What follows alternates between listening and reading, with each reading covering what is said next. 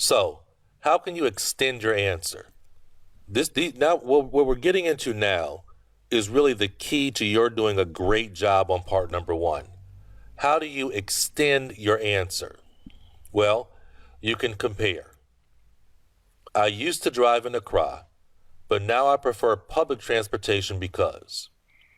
Next, you can contrast details to extend. Yes, I do research on the internet. However, my favorite method is through books. So, give reasons why. I prefer dry weather as opposed to wet and humid because I have breathing challenges that require. Finally, you can combine and add details. Yes, I enjoy street food enormously because it's cheap. In addition to this, and then you finish it off. Extend your answers, everybody. That's what I want you to do. When you are speaking in part number one, extend the answer. Answer, extend, stop. Answer, extend, stop. Now, we're going to move on to what I said earlier was really, really important. Speaking from general to specific. To make sure you understand this, I'm going to give you 4 good examples of what I mean by speaking general to specific. I need you to do this in part number one, please. Example 1. What foods do you like the most? Pizza is my favorite food of all time. That's a general statement, right? Now, extend it with something specific. Not only do I love the cheese, but also the thick crusted bread, rich tomato sauce, Italian pepperoni, and an array of locally grown vegetables. Specific. Go from general to specific.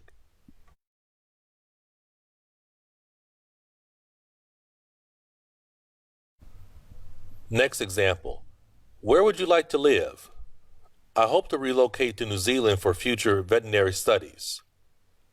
If I can arrange the visa and employment after completing my degree, I will work in the hiking profession where I will have a peaceful and enjoyable life in the mountains, away from the crowds and the pollution. General to specific.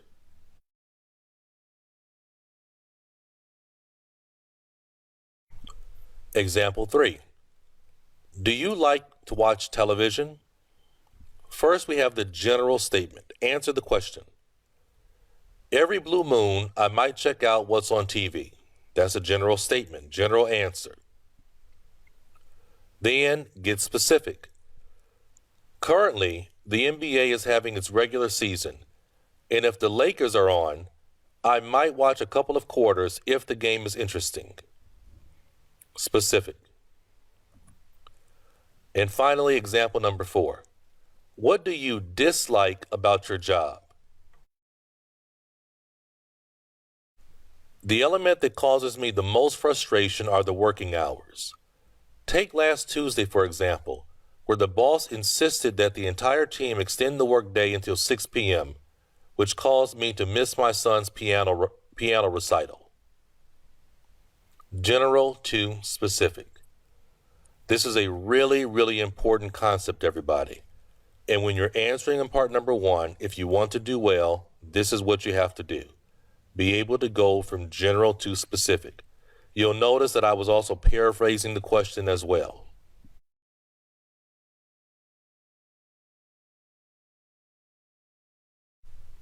Now, we're going to move into more about really paraphrasing the question. Here, I'm just really focusing on paraphrasing the question. I'm not going to extend the answer. I'm just really trying to show you how you go about paraphrasing the question. So first, do you work or are you a student? I used to be employed, but now I'm learning the fine art of architecture. Did you ever live in the countryside? I've never resided in a rural area, but I wouldn't say I'm ignorant of the lifestyle there. What do you like or dislike about this place? I can come up with a few pros and cons, associated with my current housing situation. So let's look at these three. Work, employed. Learning, student. Used to be, really good fluency tool to be able to give a nice extended answer. Rural area, countryside. Resided, live. Lifestyles related to countryside and living also. Come up with. Using these kind of phrases is really great. The phrases like come up with are the kind of phrases, idiomatic language that they really, really like a lot. Pros and cons, like or dislike, housing situation, and place. That's what we call the art of paraphrasing the question. Some of you may be saying, well, this is really difficult. How can I do that? It comes with practice. It's a skill. You have to really, really work on being able to do it, and it happens through practice. Do you consider yourself a patient person?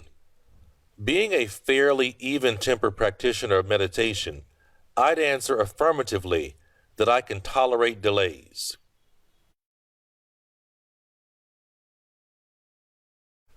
Do you prefer to be busy all the time or not?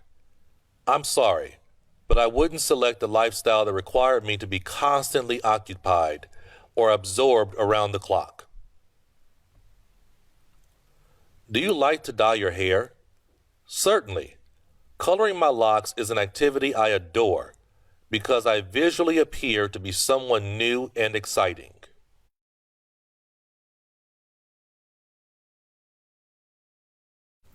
Okay, let's talk a little bit more about understanding the art of paraphrasing. Paraphrasing, again, it means similar meaning or the same thought as the original. You're changing up the words, you're saying it in a different way, you're changing the word order, you're paraphrasing. Sometimes the object becomes the subject becomes the object. That's part of paraphrasing. So let's look here. Let's look at this one right here. Why is violent crime rising among teenagers? Why is violent crime rising among teenagers? We have the word violent. We can find synonyms for that. We can paraphrase that language. Crime, teenagers. And here is a student response.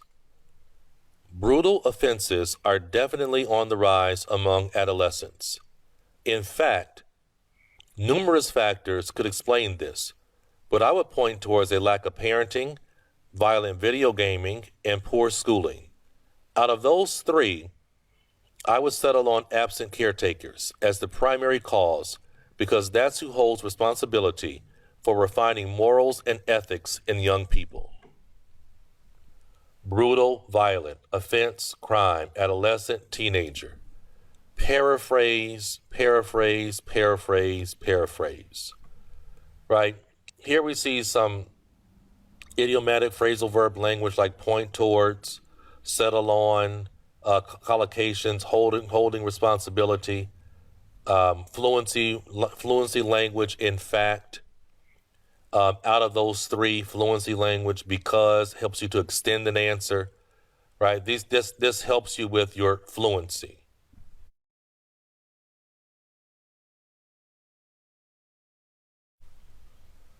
Now, let's look at a poor answer versus a great answer.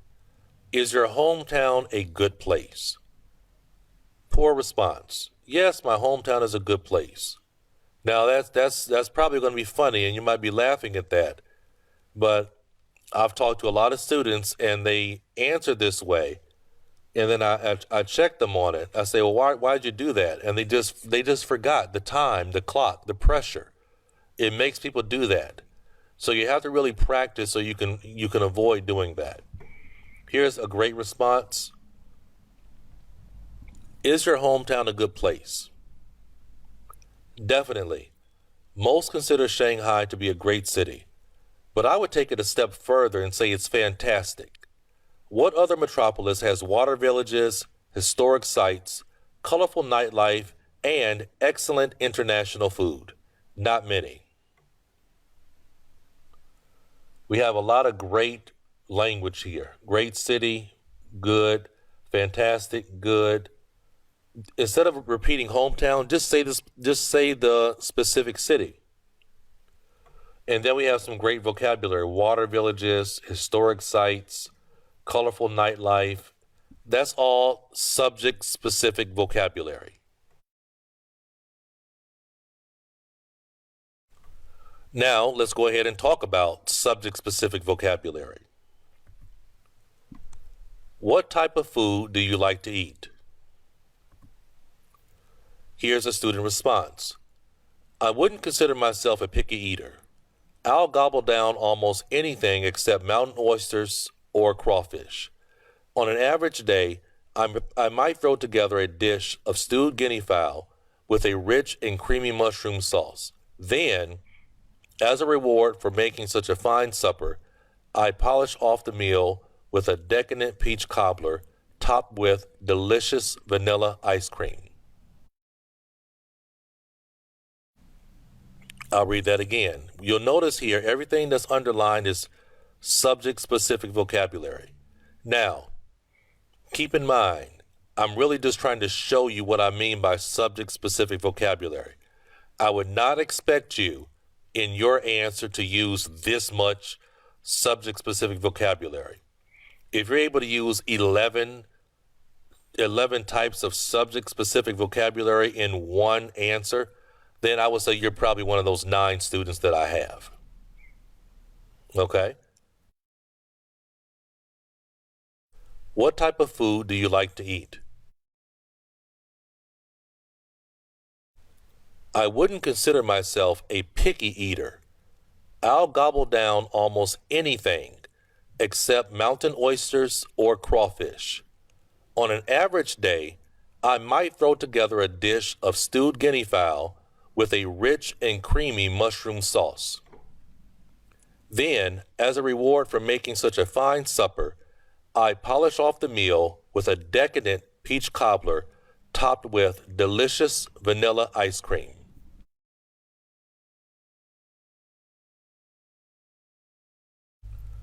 Here's another example of using idioms in context. What are your plans after finishing your university studies?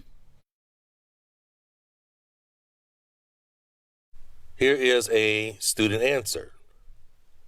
I've actually taken this into account. I'll start a crash course in Python coding as I believe it can be a valuable skill in my future profession. With the rapid changes in my field, I need to be up to the minute on all the latest advancements. To be at the top of the pile, I think it's necessary to go the extra mile. Again, I would not expect you to use all these idioms in one answer. I'm just trying to show you how these different idioms are used. Something else you'll notice is here it says I will, but when I was speaking I said I'll. That's because in speaking you use contractions, okay? You use contractions, that's what you do. Thank you very much for joining me in this opening. Have a great day, and I'll see you in the next lecture where I'll be giving you some specific examples. Thanks a lot. Talk to you soon.